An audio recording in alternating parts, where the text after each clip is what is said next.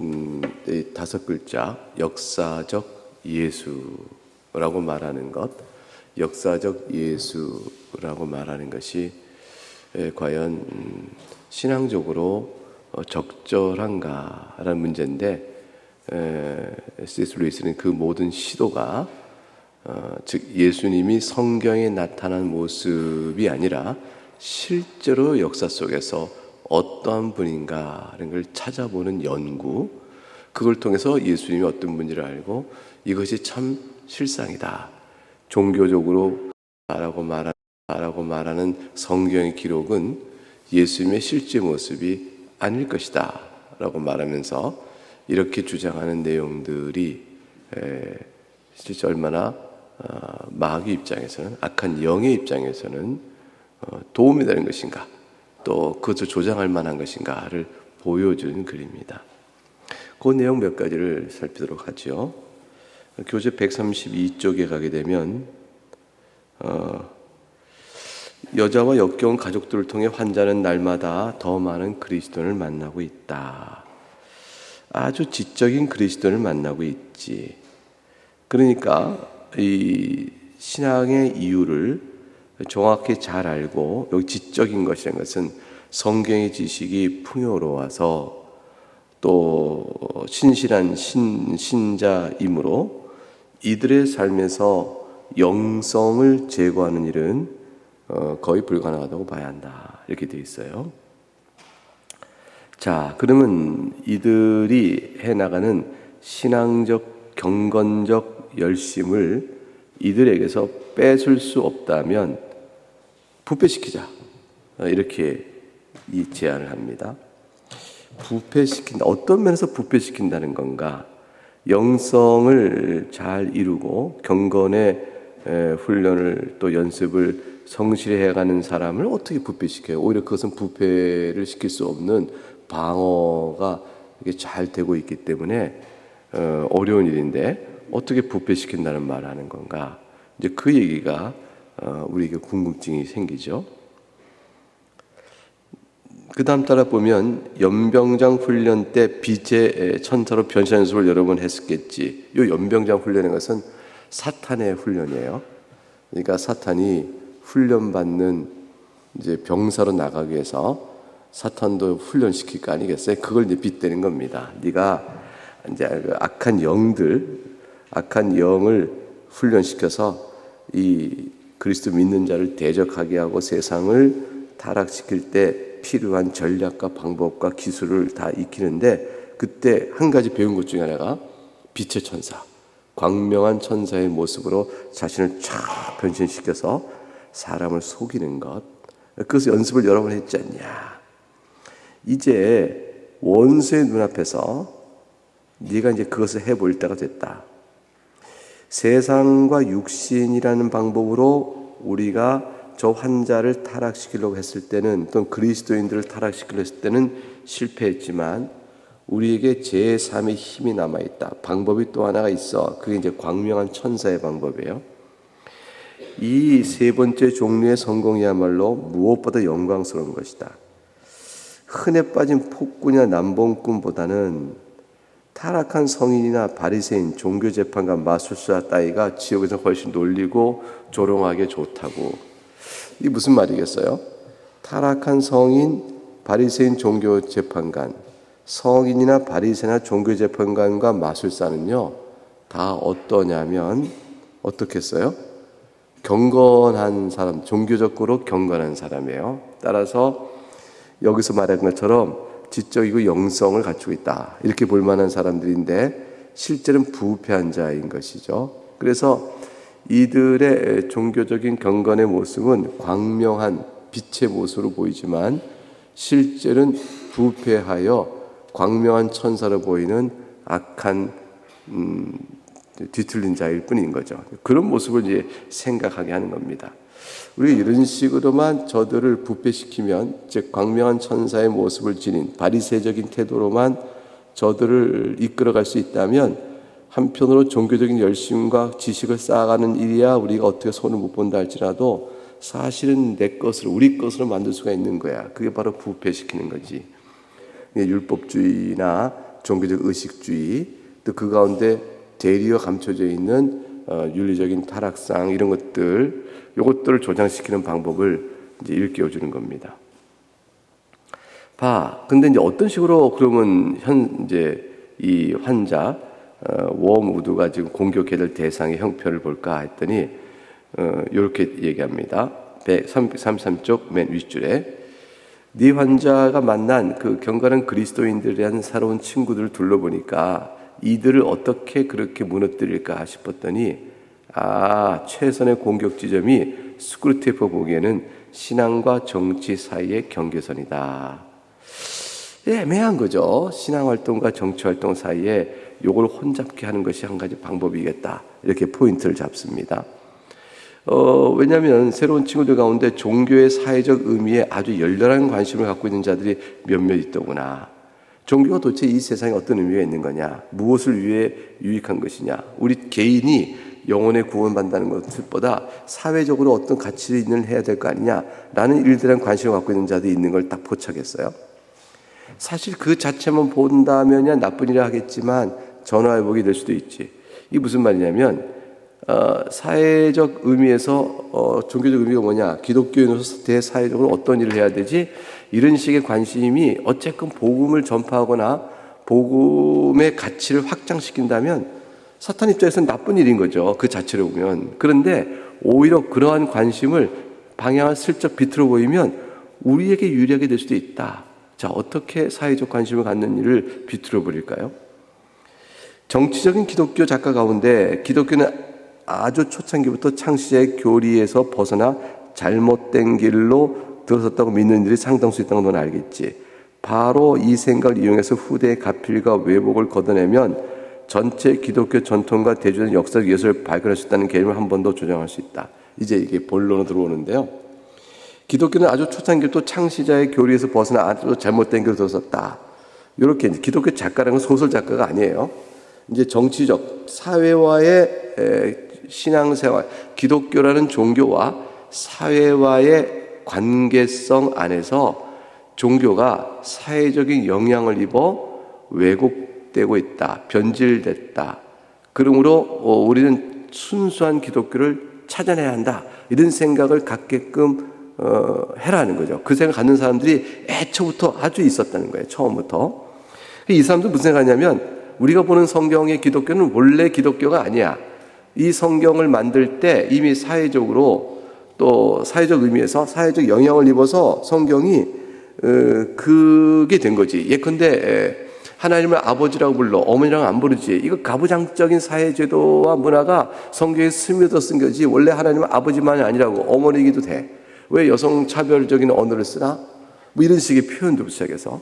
그래서 이제 그 성경에 나와 있는 몇 가지 문화적 요소가 있다고 싶은 것을 발견해서 이것 봐라.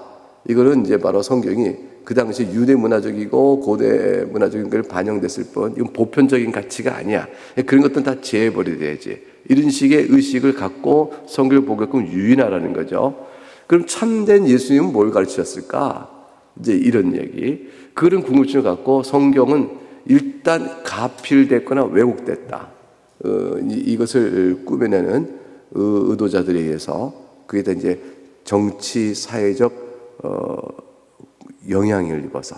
그러니까 정치인이 이제 이데올로기로 통치 이데올로기로 이념으로 쓰고자 하면 종교를 이용한다 할 때 종교의 내용을 자기 통치 이데올로기에 적절하게끔 내용을 바꿔라 해서 뭘 덧붙이고 그럴 것이라.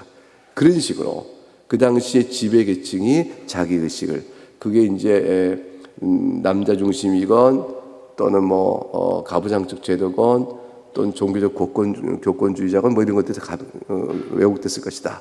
이런 식의 의심을 갖고 그걸 비평적 눈으로 바라보아 성경을 재구성하는 거죠. 뺄 건 빼고 택할 건 택하고 이런 재구성하는 일들을 한다라는 것입니다. 그런 생각의 의식을 갖도록 하는 겁니다. 그러면서 말을 하기는 학문적인 내용은 참된 역사적인 예수를 보겠다. 그러니까 역사 예수의 반대말은 뭐냐면 종교적 예수예요. 비역사적 예수니까 실제로 있지 않았던 신앙이나 어떤 필요에서 가곡 왜곡된 종교적이나 또는 비역사적인 예수를 지금 우리가 성경서 보고 막 믿고 온다고 그러는데 그거 아니다. 참된 역사 예수를 봐야겠다. 이런 식의 관념을 받는 거죠. 그럼 성경이 이제 그 사람 앞에서는 하나님의 영감된 진리를 전하는 말씀일 수가 없는 거죠. 그래서 우리는 이전 세대 때 자유주의와 인본주의 노선에서 그런 역사적 예수를 구성하고 선동한 바 있다. 이제는 말이지 막시즘적인 노선의 관점에서 파국적 혁명적 노선에서 새로운 역사 예술을 재창하고 조정하고 있지. 그 예수님은 뭐냐면 사회 혁명가로 성경을 읽어보는 거예요. 성경에 보면서 여러 내용들, 예수님이 성전을 척결했다. 그 당시에 제사장들과 이 장로들의 유전에 대해서 서기관 바리새인에 대하여 예수님이 싸웠다. 또 이제 예수님과 함께 앉은 창기와 세리와 가난한 자들이었다. 이게 많이 프롤레타리아 계급의 대변자여 사회 구조적 악에 대하여 저항했던 것이고 자본가 계층에 대한 저항으로서의 예수 그리스도의 모습이다. 이것을 이렇게 있는 모습이 후에 그 모습을 제대로 드러내지 않고 그걸 죽이고 빼고 하여 지금 성경에 예수가 나왔다는 거죠. 근데 다 지우지 못했다는 거예요. 그래서 예수님이 성경 청결하는 사건은 본래는 더 과격했을 것이다. 본래는 더 근원적이었을 것이다. 근데 성경이 그 흔적을 이렇게 남겨놓은 거다. 이 흔적을 기초로 본래 예수를 좀 찾아갈 수 있고 또 다른 사회적 상황을 보아야 되겠다. 뭐 사회적 상황에 대한 연구, 사회학적 연구를 통해서 이렇게 살펴봐야겠다. 이런 식의 시도하겠죠. 그래서 성경에서 말하는 복음의 진리는 뭐냐? 그러면 이제 카를 막스적 이제 프롤레타리아 계급의 해방이다. 그게 바로 이제 복음이다. 이렇게 정의를 내린 거죠. 그럼 이게 사회적 복음이 굉장히 정치적으로 극단화된 거죠. 이 극단화된 것 중 하나가 이제 해방신학이죠. 남미 계층에서 해방신학이 나왔고 우리나라에 이제 민중신학이 되어진 형태로 되어진 거죠. 우리나라의 이제 기장측 한신 쪽에 있는 신학자들 가운데 이걸 주장하게 되어졌어요. 이런 식의 주장하는 일들이 이제 벌어지는 관점, 다양한 관점이 있어요. 다양한 관점이 있었어요. 예수님은 동성애자다 이렇게 보는 사람은요, 예수님을 동성애자로 봐요. 제자들과 또 가룟 유다도 사랑에 대한 배신감에 뭐 예수님을 팔아넘긴 것처럼 풀고, 근데 기괴한 해석들을 임의로 집어넣는 거죠. 성경에 나타나는 흔적을 갖고 본래 예수는 이런 거였는데 종교적으로 가필 왜곡해서 이렇게 만들었다. 근데 우리는 성경에서 흔적을 찾아낼 수 있고 그 흔적은 그 당시 사회문화적으로 이러이러한 상황에 대한 저항권의 대변자였다. 이런 식으로 풀어가는 거죠. 전부 성경을 이렇게 풀어가요. 그렇게 풀어가면 학문적이다 하고 발췌를 받아요. 그리고 학위도 받고, 그리고 그 부분에 대한 전문가로 인정을 받으면서 책도 저술을 하고 각 대학에서 교수 역할을 하죠. 그러나 이제 왜곡이죠. 우리가 믿는 바대로 성경을 믿으면 우리는 이제 종교적 예수를 믿는 거고 가공적 예수를 믿는다고 이렇게 비방하고 조롱하겠죠. 이게 이제 C.S. 루이스는 그와 같은 이렇게 시도들 모든 것들을 C.S. 루이스는 그 악한 영의 역사라고 보는 거예요. 신앙적 진단을 하기를 그거를 학문적으로 타당하며 이성적인 정당한 활동이요 또 뛰어나고 좋은 활동에 대해 보지 않고 악한 영의 역사라고 딱 성격을 규정짓고 있어요. 이건 굉장히 바람직한 C.S. 루이스의 판단이라고 봅니다. 133쪽 밑에서 마지막 단락 6줄 올라가면 우리가 대략 30년의 간격을 두고 적당히 갈아주고 있는 이 역사 예수의 구성에는 여러 가지 이점이 있어. 30년 간격이라는 것은 30년쯤 되면 다른 이론이 나오고 또 다른 이론이 나오고 뭐 이렇게 된다는 학문의 그 변이에 대한 간격을 얘기하고 있는 거고요. 무엇보다 먼저 인간을 존재하지 않는 대상에게 헌신하게 만드는 효과가 있지. 이 존재하지 않는 대상은 뭐냐면 역사적 예수가 과연 역사성을 갖고 있느냐라는 거예요. 이 역사성이 있어야 실제고 실제 존재하는 거 아니겠어요? 이순신 장군 실제 했던 분이거든요. 그러니까 또 베드로 실제 했던 사람이에요. 바울 이거 역사적 부인하는 사람 아무도 없습니다. 바울이 실제 인물이었다는 거. 이것이 실제 인물이었는데 예수님도 실제 바울이나 베드로처럼 실제 존재한 분이었다라는 사실을 찾아가겠다는 역사적 연구, 그리고 그분이 어떤 모습이었을까, 무엇을 가르쳤을까, 이것을 정확히 밝혀내야겠다는 소위 역사적 예수는 C.S. 루이스 보기에는 실제로는 없는 예수를 만들어내는 거라는 거예요. 거꾸로. 그러니까 역사적 예수가 연구가 실제로는 비역사적 예수를 만들어내고 있다. 라고 이제 생각을 해요. 왜 그럴까요? 더 읽어보죠. 왜냐하면 사실 역사적 예수라는 거는 모두가 사실 비역사적이거든. 한번 생각을 해보라고. 기록이란 쓰여 있는 그들일 뿐 뭘 덧붙이고 말고 할 게 없다. 요거를요, 스크루테이프도 아는 거예요. 가공과 거짓이라는 걸 아는 거죠. 왜냐하면 뭘 또 스크루테이프도 인정할 수밖에 없냐면, 기록은 쓰여져 있는 것으로 아는 거예요. 예수님에 관한 기록은 성경 외에 없어요. 요세푸스라는 그 유대 역사가가 예수님이 이런 인물이 있었다는 사실의 존재 자체를 짧게 써놓은 게 있어요. 근데 예수님께서 어디서 무엇을 하시고 했던 성경의 행적에 관한 또는 가르침에 관한 내용은 그 요세푸스 역사, 그 유대인 역사책에는 안 나와요. 다만 예수님이 실제 이적을 행한다 하여 많은 이들이 그를 따르고 일단의 소동이 있었다라는 식의 기록의 단편만 나와요. 그러니까 그 예수님에 관한 자세한 내용, 그분이 하나님의 아들이시고 기적을 베푸시고 죄를 구원하러 오셨고 그의 십자가 죽음이 바로 무엇인가 이런 등등 부활하셨다, 이런 모든 내용들은 성경에 기록되어 있는 것뿐이에요. 그러니 기록이란 것은 쓰여있는 기록일 뿐 뭘 덧붙이고 말고 할 게 없다. 그 성경에 기록된 것을 그냥 그대로 알면 되는 것이다. 이제 이거를 그 스크루테이프도 아는 거죠. 그런데 스크루테이프는 이걸 어떻게 변동시키고 조작을 하냐면, 새로운 역사적 예술을 만들려면 이미 있는 기록에서 어떤 것은 묵살하고 어떤 점은 과장하고 일상생활에서 단 10실링도 걸지 않은 추측, 말도 안 된다, 기발하다, 말도 안 된다는 것들을 다 동원해서 그런 추측들 덕분에 말하자면 출판사들도 그런 장난을 하잖아. 신간 목록에 새로운 나폴레옹, 새로운 셰익스피어, 새로운 스위프트 이런 땅다의 책을 만들어서 팔고 그러지 않는가. 이 나폴레옹이나 셰익스피어는 이미 기록된 역사에 나온 그대로지 거기에 뭘 더하고 새로운 걸 발견했다 해서 덧붙이고, 이건 가공의 나폴레옹이요 가공은 셰익스피어를 만들어서 사람들의 흥미를 끄고 이게 책을 팔아먹는 되는 건데, 새로운 역사적 예술이라는 것도 사실은 성경 외에 다른 기록들을 말하자면 덧붙이고 가공하여 왜곡하고 그래서 새로 역사적 예술을 만들어내지만 사실은 허공이고 가공적 인물이지 그렇게 되는 예술을 알 수가 없다. 이제 그거를 솔직하게 스크루테이프가 워무드에게 말해줍니다. 요 얘기가 왜 우리의 비에 맞냐면 거짓이거든, 그거예요.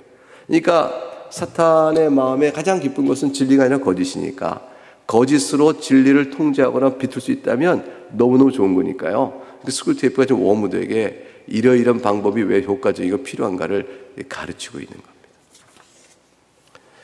그래서 134쪽 둘째로 역사적 예수를, 사람들은 역사적 예수가 퍼뜨렸다고 추측되는 특정한 이론에서 그 예수의 중요성을 찾는다. 예수님이 뭘 가르쳤을까라는 것을 마음대로 추측해서 이렇게 역사적 예수를 찾아가는 일이에요. 자, 예수는 현대적 의미에서 위인, 즉 만병통치약을 파는 기인이 되어야 하는 셈이지. 그래서 그 안에 있는 내용, 균형이 잡혀있는 즉 원심을 그리며 내려오는 사상계의 종착점이 있는 서인물. 그러니까 이제 사상계의 종착점, 시작점, 모든 사상의 기원자, 사상의 창시자로 여기면서 그분의 가르침을 따르면 모든 게 다 해결이 돼 라는 식으로 그를 추종하도록 만드는 거야. 그래서 사실은 예수가 어떤 인물이 무엇을 했는지에 도통 관심을 기울이지 못하게 하고 단순히 예수의 가르침 하나만 뽑자고, 그리고 예수님이 이 땅에 오셔서 행하신 행적과 그의 인물됨과 그가 가르친 내용을 분리시켜 버리자는 거죠. 그게 이제 역사적 예수를 추구하는 사람들 가운데서 그 가르침을 가지고 이런 인물이었다라고 말해서 성경에 기록된 예수님의 행적과 그의 존재됨은 상관없어요. 그건 다 가공적인 거로 만들고 예수님의 가르침만 뽑아서 이런 걸 가르치는 도덕적 선생이었다, 이런 걸 가르치는 철학자였다 라는 식으로 예수를 만들어 그 예수를 바라보게끔 시선을 돌리게 하자. 이것이 역사적 예수의 사실성을 얼만큼 반영하느냐는 것은 이제는 여기 더 이상 문제가 안 돼요. 그러니까 성경에 나와 있는 내용 중에서 도덕적 가치만 뽑는 거예요. 그래서 이렇게 하는 거죠. 일단 예수를 단순한 스승으로 만들어버린 후 그의 가르침과 다른 모든 위대한 도덕적 성도의 가르침이 실제로 아주 일치했다는 점을 슬쩍 은폐해버리고 새로운 가르침을 내고 있는 것처럼 도덕적인 걸 뽑아내는 거예요. 근데 사실 위대한 도덕적 스승이라는 건 말이지 새로운 지식을 주는 사람들이 아니라 태고 쪽부터 있던 도덕적 상투를 새로운 말로 바꾸고 가르치고 기억시킴으로 우리의 은폐 공작을 방해하기 위해 원수가 보낸 존재라는 것을 인간들이 알아채면 곤란하지. 우리는 소피스트를 만들지만 원수는 그들의 괴변에 답할 소크라테스 같은 인물을 일으킨다. 이게 이제 원수는 새로운 인식과 가치를 준다라는 식의 이야기인데 이 부분을 일반적 도덕적 스승으로 만들어버린 후에 이들의 단순한 스승으로 만들어버린 예수의 가르침이 사실은 세상의 다른 모든 도덕적 스승들의 가르침과 실질적으로 같다라는 점을 우리가 감춰버리면 그럼 예수님을 믿어야 될 이유가 있는 거야 라고 내세우지만 따지고 보게 되면 하나의 뭐가 돼요? 예수님이 실질적으로 뭘로 낮춰집니까? 일반 도덕 스승과 다를 바가 없게 되어져요. 그러니까 이제 신앙적인 예수 그리스도의 가르침을 따르자. 이분은 새로운 가르침을 주시는 분이야. 라고 따르게끔 쓱 하되 도덕적 가르침을 제한시켜요. 그런데 그렇다면 예수님이 다른 도덕적 가르치는 사람들과 뭐가 다르지? 라는 생각은 못 보게끔 가려버리라는 거죠. 근데 나중에는 뭐 돼요? 결과적으로는 같아버리네? 이렇게 만드는 거예요. 그래서 속이는 거죠. 예수님이 도덕적 가르침을 놓고 나중에는 같아버리게끔 만드는 전략을 써라. 이런 얘기죠. 그런 걸 알아채지 못하도록. 그 다음에요.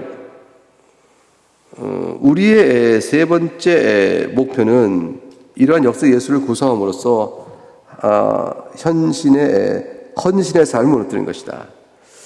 이제 역사 예수로 이렇게 작업해 나가면 종교성을 허물게 되죠. 성경적 예수님을 안 믿게 되니까 그렇게 드러난 역사 예수에 대해서 누가 헌신하겠냐? 이 헌신은 종교적 신비적 헌신이에요. 그러니까 뭐냐면 기도하겠냐?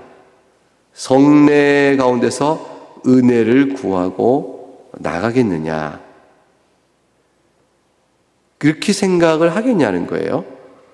그래서 우리는 기도와 성례 가운데 실제로 임하는 원수를 이러한 분여야 종교적 헌신이 나오고 따를 거 아니에요? 근데 그 원수를 뭘로 만들어버리냐면 그저 있을 법하고 막연함의 그림자 같은 기이한 인물로 말아버리고 또 이상한 낯선 언어, 이상한 말, 우리 저런 말은 뭔가 싶은 신앙적 언어들이 많이 있죠. 새로운 진리를 담고 있으니까, 영적 진리를 보여주니까 그런 언어를 그냥 이상한 말을 쓰다가 오래전에 죽은 인물로 그냥 바꿔버리면 된다. 그 역사적 예수를 작업하면서 얻고자 하는 한 가지 또 효과다라는 거죠. 그럼 누가 그런 대상을 경배하겠냐?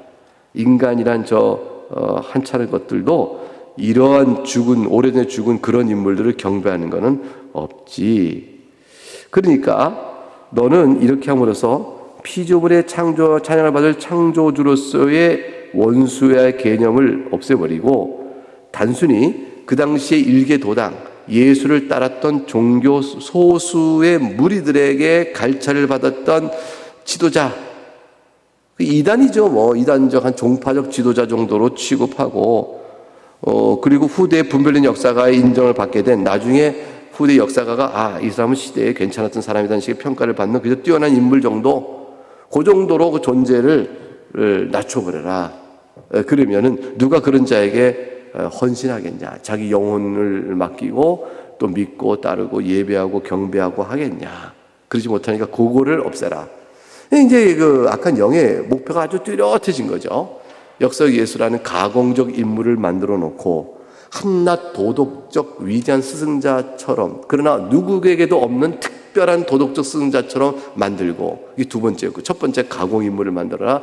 두 번째는 한낱 누구도 비교할 수 없는 뛰어난 도덕적 스승처럼 만들어 추앙하게 하라. 사실은 그렇게 도덕 스승을 만들면 다른 도덕 스승과 똑같아져 버리니까 사실은 아무것도 아닌데 그렇게 만들어라. 세 번째는 그저 신비롭지 않은 인물로 만들어라.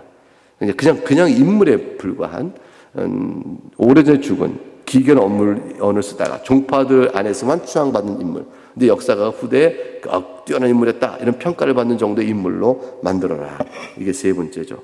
네 번째는 이렇게 우리가 그렇게 만들어 놓으면 예수는 그 자체가 비역사적 인물일 뿐 아니라 역사적 예수를 추구한다고 만들어놨는데 실제로는 비역사적이죠. 왜냐하면 역사적 예수를 추구하는 그 학자라는 사람이 없는 것 같다 덧붙여 놓은 거잖아요. 그러니까 비역사적 인물이에요. 그의 종교 역시 또는 또 다른 의미에서 역사를 거스르게 된다. 예수의 정기를 그야말로 단순한 정기로 취급해서 역사를 연구하다가 원수의 진영에 합류하게 된 나라나 개인은 하나도 없어. 사실 이게 중요하죠. 원수의 정기를 완벽하게 구성할 자료 자체가 인간들은 주어져 있질 않지. 그러면 어떻게 예수를 믿는가? 역사적 예수를 추구한다는 것으로 해서 만든 그런 것들은 애초부터 자료가 없어서 가공적일 수밖에 없는데 그래서 비역사적 인물이라고. 근데 어떻게 이제 우리가 예수를 믿죠? 이제 스크루테이프가 딱 정확히 파악했어요. 초창기에 회심한 인간들은 단 하나의 역사적 사실과 부활이죠. 단 하나의 신학적 교리, 구속의 원리죠. 십자가 구속의 원리. 그것만으로 회심했다. 이거는 이제 스크루테이프의 입을 통하여 C.S. 루이스가 원수들도 부인하지 못하는 역사적 사실은 부활이라는 걸 강조하고 있는 거예요. 이게 부활의 역사성에 대한 아주 힘찬 소리예요, 이게. 그러니까 스크루테이프가 초창기 회심한 인물들은 단 하나의 역사 사실 때문이었어. 그게 부활이었어. 단 하나의 신학적 교리였지. 그것은 뭐냐면 죄인이고 죄인을 위하여 대리속죄에 따른 이 십자가 구속 사건, 이 두 가지 다 예수 믿고 나왔다고 이 얘기를 스크루테이프가 자기 입으로 하게 된 거죠. 그러니까 스크루테이프가 얼굴결에 부활의 역사 사실을 말해버리게 된 거죠. 그러니까 악한 영도 하나님이 계신 것과 예수 그리스도의 부활을 부인하지 못한다는 식의 스크루테이프의 신학적인 이해, 자기 이해를 요게 집어넣었어요. 그리고 그 구속의 교리란 것은 자기가 이미 저지른 죄,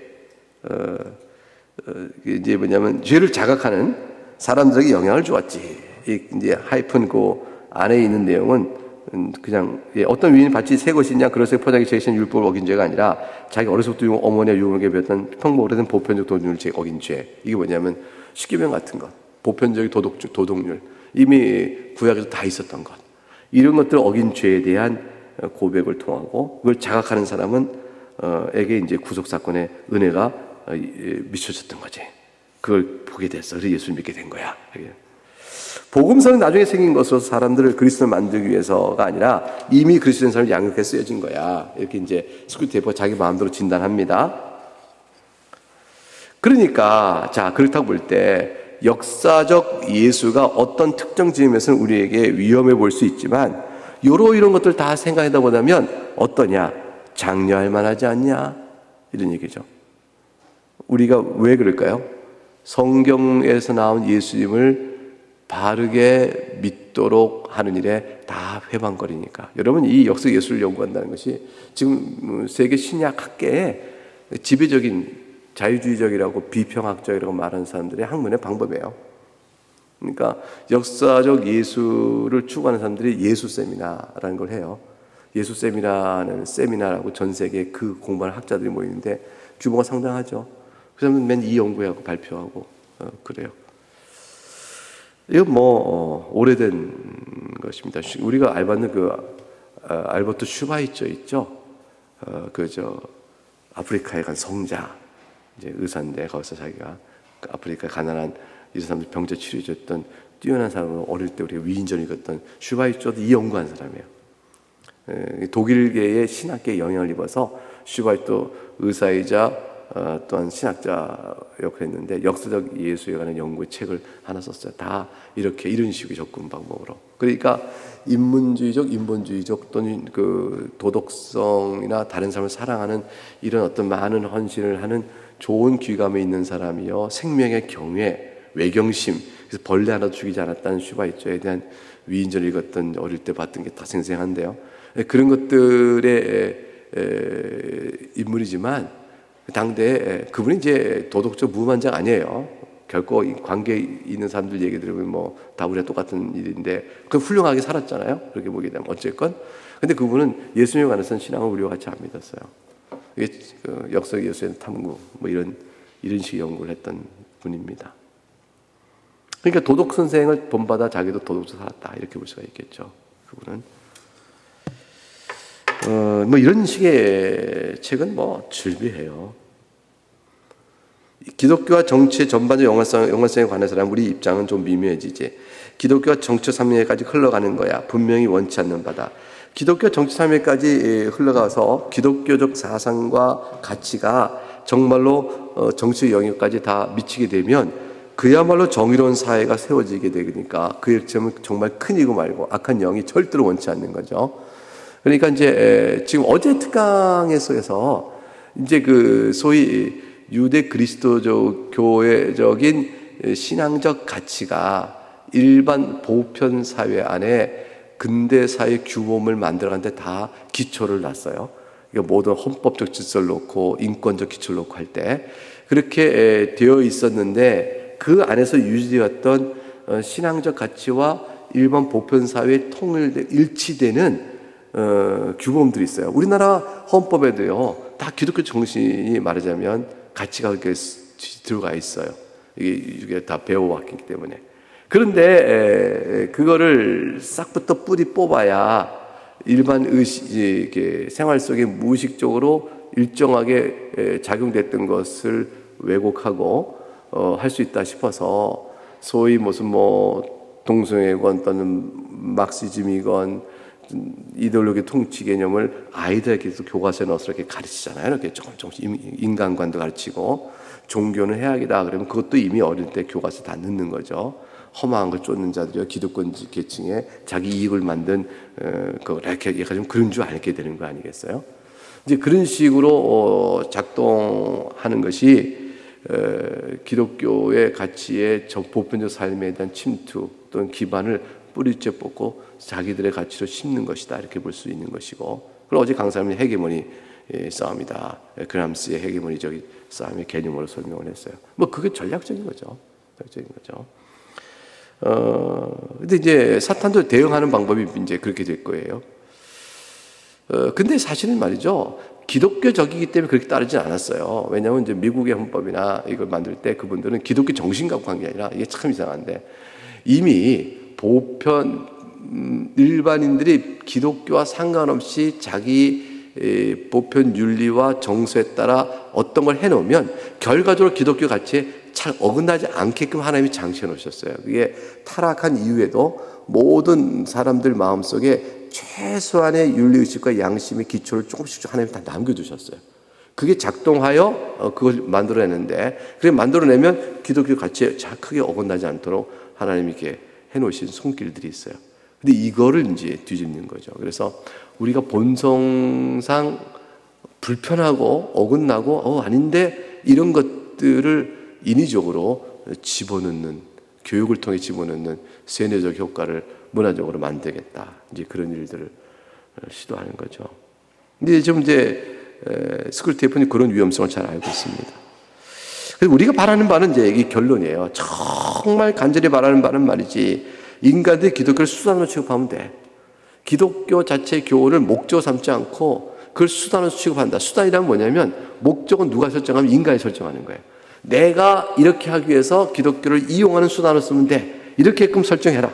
출세 수단 쓴다면 뭐 이용하면 뭐 더 말할 것도 없지. 그게 아니면 다른 목적으로, 하다못해 사회 정의를 위한 거다라고 말을 해도 그렇게 쓰는 거야. 사회 정의는 원수가 요구하는 것이므로 가치는 있느니라 일단 믿게 한 후에, 기독교는 그 사회 정의를 실현할 수 있는 수단이므로 가치 있다고 믿는다기까지 밀어붙여야 돼. 그럼 기독교는 우리를 지배하는 목적이 아니고, 인간이 설정한 사회 정의건, 인간이 설정한 욕정이건 욕구건 뭐 어떤 목표, 그걸 위한 수단으로 기독교를 여기게끔 만들어라. 그러면 기독교는 뭐냐면, 모든 게 사람들이 비평적으로 볼 때 말이죠, 그 시대의 기독교를 수단으로 삼기 위해서 정치적 목적 때문에 수단으로 삼기 위해서 쓰여진 게 기독교적 결과니까, 우리는 기독교나 성경의 가치를 우리는 그렇게 있는 대로 보면 안 돼. 이거 비평적으로 봐야 돼. 그래서 이용당한 기독교를 새로 구제하기 위해서 우리가 또다시 이렇게 해야 돼 라는 식의 관점이 가능하죠. 이게 절대 가치가 없어져요. 그리고 우리도 기독교를 내 목적에 따라 또 이용할 수 있는 수단화 시키자라는 이제 그런 그 시도도 또 가능해지고요. 실제로야 원수가 그렇게 인간의 관리에 따라 이용당할 존재는 아니죠. 개인이나 국가가 훌륭한 사회를 만들기 위해 신앙을 부흥시키고 생각한다는 것, 천국 계단에 제일 가까운 약국가는 지름길 쓰다는 것과 하나도 다를 게 없다. 그래서 인간들을 이 작은 골목을 깨우기 이렇게 쉽다니 정말 다행스러운 일이지 뭐냐. 사실 이거는 타락한 부패성 때문에 그래요. 사람은 하나님도 수단을 쓰고 싶거든요. 하나님도 나를 위하여 뭔가를 내 뜻대로 해줘야 될 능력이 있는 분. 당신이 지혜로우시면 이걸 못 해줍니까? 당신이 능력 있으면 이걸 못 해주세요? 당신이 저를 사랑하신다면 이 정도 못 해주시는 거예요? 이런 식으로 하나님의 선하심과 전능하심과 지혜를 내 목적을 위하여 그거 못 해주는 분이냐라는 식으로 묻고 하나님을 그걸 해주도 이용해버리는 것. 이게 이제 인간이 하나님을 향한 기본적인 타락상이잖아요. 이게 우상숭배의 형편이에요. 하나님을 자기 도구화로 쓰는 것. 이렇게 해서 기독교를 자기 마음대로 변형시키는 일들이 보이느냐. 요런 틈새를 이용하라. 이것이 바로 우리가 해야 될 수법이야. 그 중에 한 대표 사례가 역석 예수의 죽어라. 이렇게 해놓은 것이죠. 네. 여기까지 내용을 23절 통해 살폈습니다. 그러니까 여러분 혹시 참된 예수는 누구냐, 어떠냐 이런 식의 소리를 듣거나 책을 보거나 하면 속지 마시고 바른 판단과 저항으로 해나갈 수 있기를 바라겠습니다. 예, 마치겠습니다. 기도하겠습니다.